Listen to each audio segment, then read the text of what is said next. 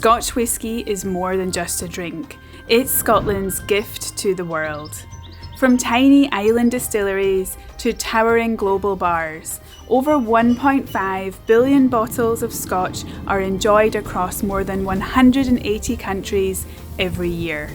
It fuels a multi-billion-pound industry, supports thousands of Scottish jobs, and carries with it the soul of this land. But behind every glass lies a journey that begins not in a bottle, but in the soil. I'm going to follow the remarkable path of how a single grain of Scottish barley is transformed into one of the world's most celebrated spirits, and trace the route it takes from a windswept island all the way to your country. This is the journey of Scotch whisky, from barley to bar.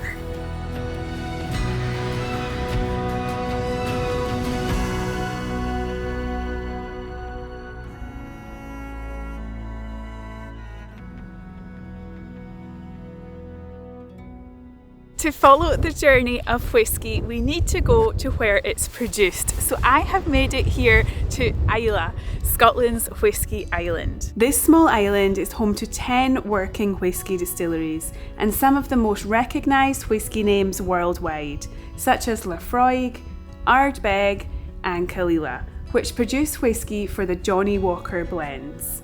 Around 20 million litres of whisky is produced on this island every single year. Here on Islay is a special family-owned distillery, and that's where I'll be starting my journey.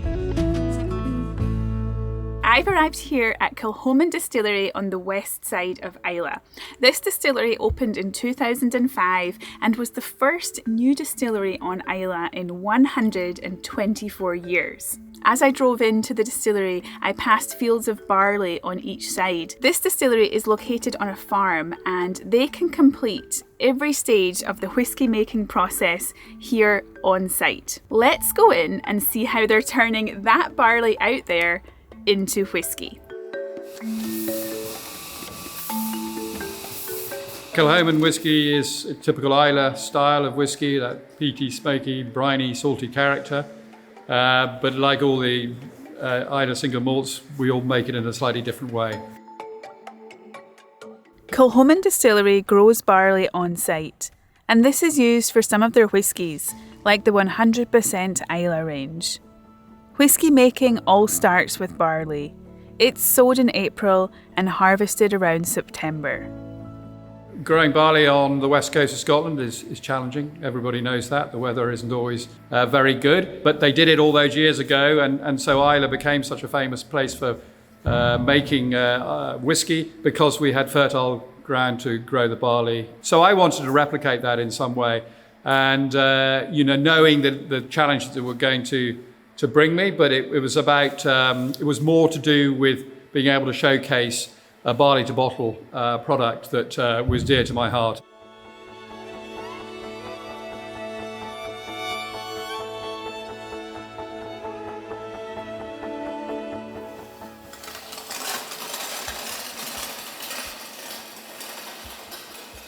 Once harvested, the barley is laid out across the malting floor, where germination begins.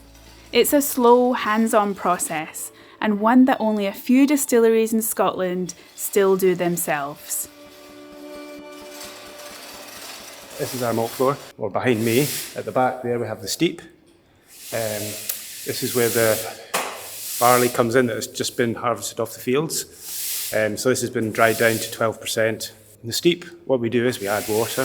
What we're trying to do there is soak it to a moisture about 40%, 44%, to trick it into germination. So it gets evenly spread. Then that's when the germination starts. So we're on day 3 here, and so it's like halfway through. We have to turn it to keep the heat down. So we use the plough there, and we've got an automatic turner which moves it all and puts air into it and keeps it cool. So the idea is to let that growing germination process go slowly. We want to put the grain up to the kiln when it's about here. After this, This shoot inside will become the green shoot that comes up out of the ground. When it does that, it starts using its energy, so there'll be less energy stored in that grain when we want to convert it to alcohol. So once the malt from the floor goes up onto the kiln floor, we evenly spread it to a certain thickness so it's evenly spread. And then we light the peat fire, so the peat smoke infuses into the grains. So we just started this fire here. So you can see we've got some flames, which are not usually a good thing because you can see there's not much peat smoke coming off that. Once we get a nice hot fire and it's nice and peaty, we just add on the wetter peat. The smoke is starting to get more thick now. So we're after that sort of white sort of peat smoke, and that will give the grains peating that we require, which is around about 20 ppm. We run the fire for about 15 hours, so during the day, the fire starts about 3 o'clock, and the night shift, I've got the job of keeping it stoked during the night. Islay is known for its peated whisky, but you might be wondering, what is peat? Peat is partially decayed plant material found in the ground, and in whisky making it's burned to produce smoke that dries the barley, giving the whisky a smoky flavour. So here, in this tub here, we've got peat that is soaking in the water. We do this when we have the fire, to keep that heat in the fire. We put some dry stuff over the hot embers, and we put the wet stuff on the top, and this carries on that smoking process without putting the fire out. The peat we're putting on here is from the peat bank just over the road, and the local guy who works here, he cuts it for us, and all hand cut, and delivers it as well, so it's all good.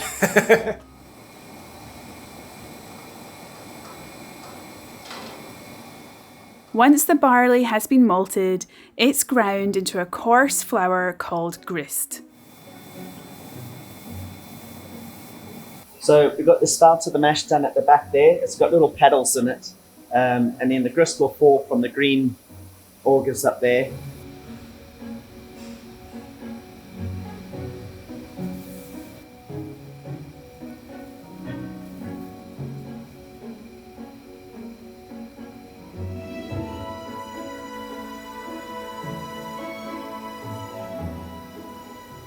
That grist is then mixed with hot water in a large vessel called a mash tun.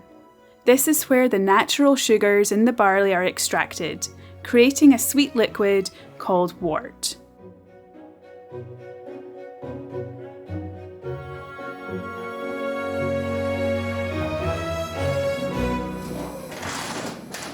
The dam, the burn up the back of the distillery out the back, and we bring that up to the distillery and use that in all the production processes. And for our own, the water, when we use to reduce, we have the spring that we use for the reduction of our whisky once we come to bottle it.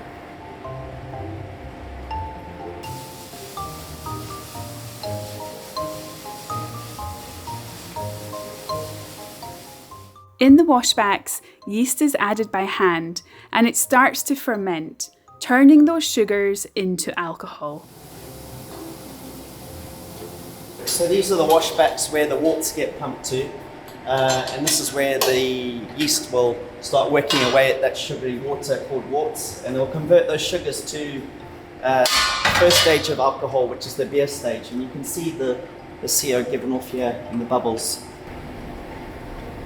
So that's it. You get carbon dioxide and alcohol from those sugars through the yeast, and then we let that stay fermenting there for roughly about 84 hours, and then it'll be ready for the first distillation.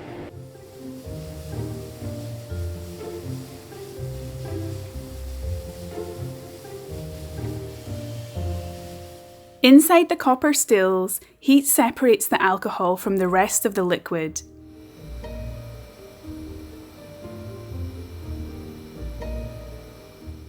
The vapour rises, travels through the neck and condenses back into a clear, concentrated spirit, ready to become whisky.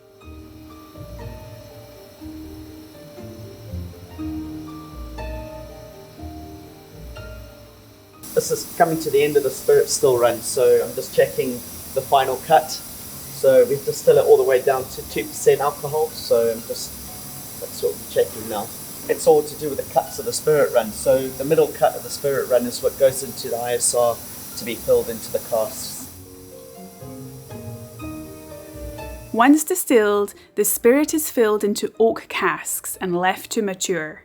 To be officially called Scotch whisky, it must be made in Scotland using water and malted barley, distilled below 94.8% alcohol, and aged in oak casks for at least 3 years, though many are matured for much longer. During that time, the whisky slowly draws flavour and colour from the wood, and the type of cask used plays a huge part in how the final whisky tastes. We mainly fill ex-bourbon, 60% into ex-bourbon barrels and probably about 30% into Oloroso sherry, and then the balance into these experimental cask types. Whether it's Calvados, red wine, Armagnac, Cognac, Calvados, all these different ones, port and mezcal and tequila. It was something that we wanted to do to innovate and showcase our whisky in different cask types. Once the whisky is ready, it's bottled right here on site at Kilchoman, something that's quite rare as most distilleries bottle their whisky elsewhere. The whisky's actually finished its maturation in the warehouses, and they're going to put a vatting together. So it could be for one of our core expressions, it could be Sanig, Macker Bay or 100% Islay, one of our limited releases. So the production team will reduce, maybe add water to that cask strength whisky and reduce that to the appropriate strength. And once they've completed that process, the whisky's now ready for bottling. So it'll be in large vatting tanks, and we'll pump that whisky out into manageable, what we call IBCs, stainless steel IBCs, and we can actually handle that much easier. So they're roughly in about 1,000 litres, these containers, and we bring each container into the bottling hall, and it'll sit in front of the filling machine, and then we've got 9 filling heads on that, so we'll load the bottles onto a carousel, the bottles will be filled, and then they'll make their way along a line.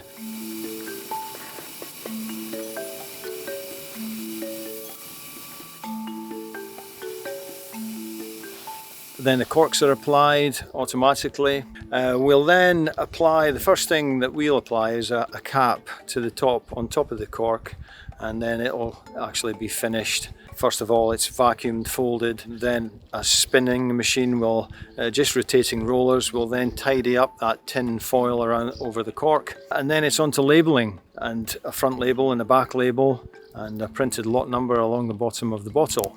The final part of the whole bottling process really is our handlers will give the product a quality check prior to placing the bottle into a gift carton. The 6 gift cartons are then placed in an outer case, and then the outer case is placed onto a pallet. Most customers will take a full pallet of 70 cases, which is 420 bottles, if my maths is correct. We're bottling to order generally, so that pallet will then be wrapped, labelled and stored, and then our logistics team, exports manager, will then coordinate the freight forwarding information and the next phase in the transportation really. It has been absolutely wonderful to meet the team here at Kilchoman and find out about the whisky making process. In the distance, I can see a truck, and this truck is coming to the distillery to pick up the whisky. Let's go down and meet the truck to find out what happens next.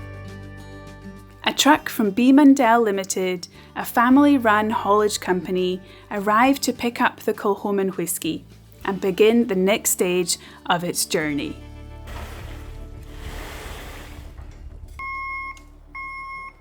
Currently as a company we touch about 28% of all the single malt whisky in Scotland, and we cover all the whisky distilleries on the island of Islay.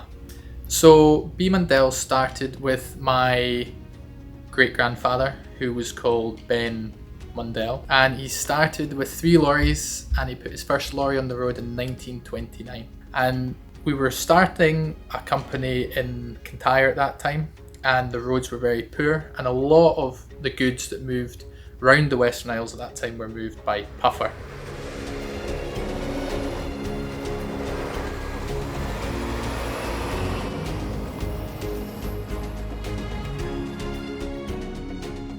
So in 1969 there was the introduction of a ferry from Kinnicraig to Islay, which is just next to Tarbert, and at that point the opportunity to put lorries onto a ferry over to the island became available.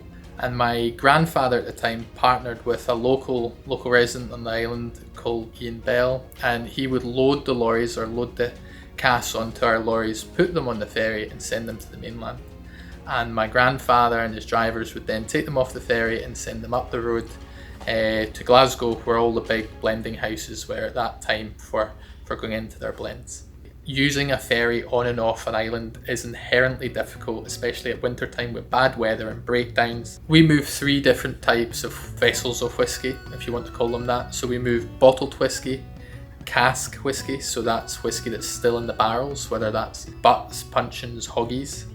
And then we also move bulk liquid, which is in 31,000 litre tanks, and they're a silver colour. They look like a fuel tanker, but they've got whisky inside them. Our manager on the island, he makes a booking on the ferry boat to make sure that the whisky gets on the exact ferry and moves off the island. We have to have a level of redundancy which can allow our company to service our customers and keep their distilleries open, even so that we're having to deal with everything else in the background. So our job is to make sure that our customers have everything they need to keep their distilleries and their businesses going, while there's challenges such as ferries, weather and other bits of disruption.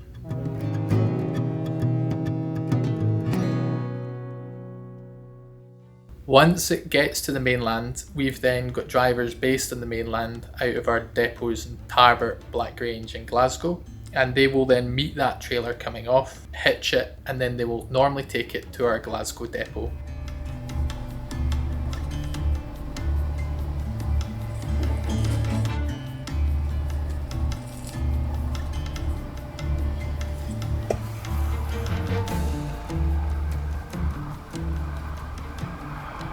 It comes into us in a pallet, and then we offload it here, and we have reference numbers in which we key up the reference numbers for every pallet that we receive to going into or an exporting agent that would come in with the container, and we will then load those pallets of whisky onto that container, and then they'll go to global market that whisky is meant to be going to. So the next stage after the whisky leaves us here is it will go for onward transport, and that is normally by ocean freight these days.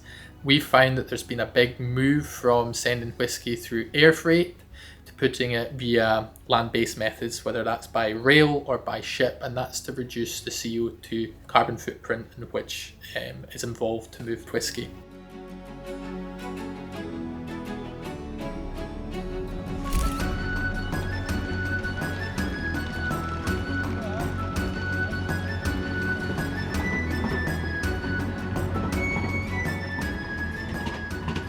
Welcome to Germany. I am here in the city of Bremen in northern Germany, and this is where the Kilchoman whisky shipment will arrive.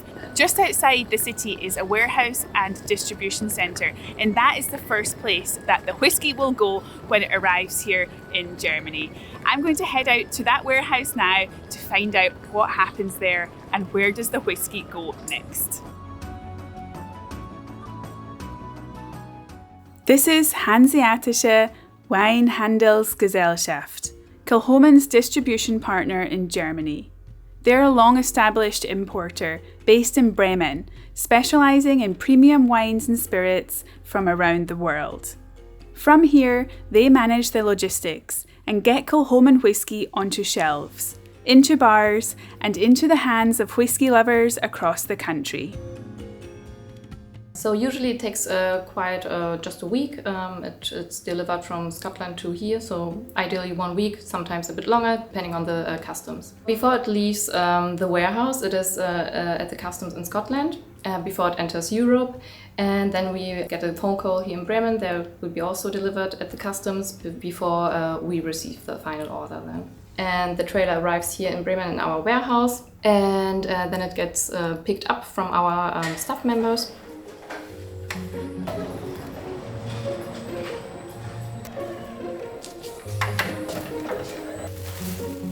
After that, the whisky is organised and stored in the warehouse, ready to be distributed to bars and shops across Germany.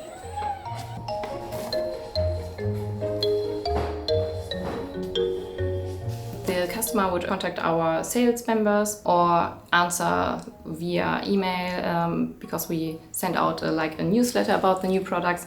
And when it gets to our logistic team, they prepare the order. Everyone will be packed, ideally. So the best thing for our staff members is always when they can pack a full pallet, each day picked up by a trailer, a transport company we are working with. So it can be a pallet, it can be also packages with cases packed. It can be both ways.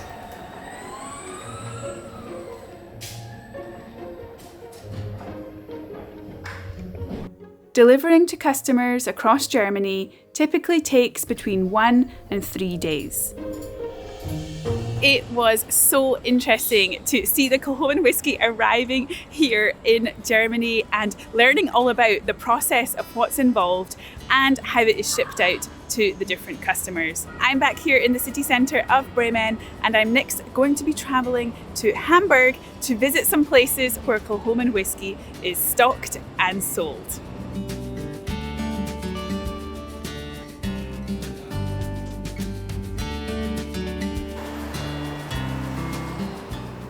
I have now made it to the city of Hamburg, and here in Hamburg is a liquor shop that is over 100 years old, and it has a huge selection of Scottish single malts, including Kilchoman.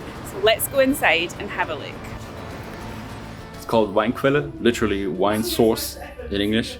It's now owned by the 4th generation family Lühmann, and we do have more or less everything. We have obviously wine, we have whiskey, rum, gin, tequila, mezcal, vodka, all kinds of liquors, fruit distillates, anything you want, everything but beer. In total, whiskeys we have about 1,500. In general, what you see in the store is only about 1/3 of our range because the store is too small, but we have more of everything. That's what we tell everybody. We try to put one expression or 2 or 3 of each distillery or brand on the shelves and tell everyone that there's a lot more. I tried a geographical approach, starting with all the islands and going into Islay as well. Entire shelf of Islay, and we go into the Highlands, Campbelltown, Lowlands mixed, more Highlands, Spacesides, and later on a good mix of independent bottlers. So you have the Kilchoman here. We do. Best-selling bottling of Kilchoman is Snake. Peat and sherry combination that always works. Uncolored, unfiltered, 46%, and very delicious. It was amazing to visit the Weinquelle Lühmann. I hope I'm not butchering that pronunciation in German, but inside there are so many different Scottish whiskies, and it was incredible to see the Kilchoman whisky that we have followed at every stage of the process on the shelves there. As a Scottish person, it actually makes me feel so happy and so proud to see so many different Scottish whiskies available here in another country to buy. I am next going to head to one of the best whisky bars here in Hamburg to have a dram of Kilchoman whisky. Let's head there next. I have arrived in Hamburg's old city, and here behind me is a bar called the Whisky Plaza. It's a very well-known whisky bar here in Hamburg.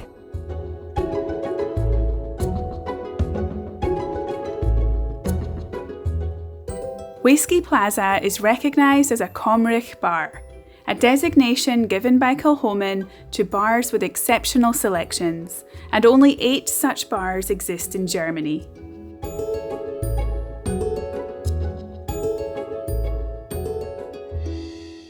I have made it to the Whisky Plaza whisky bar here in Hamburg, Germany, and I have in front of me the 100% Islay Kilchoman Whisky. This whisky has travelled the entire way from a grain of barley on Islay all the way here to a bar in Germany. It is incredible. I think I'm going to have so much more appreciation for drinking this dram of whisky because I know the effort, the relentless work, and all the people involved in the journey for the whisky to arrive here. Let's give it a try.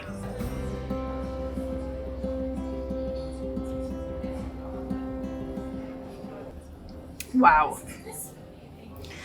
Amazing. Wow, this is such a nice bar as well.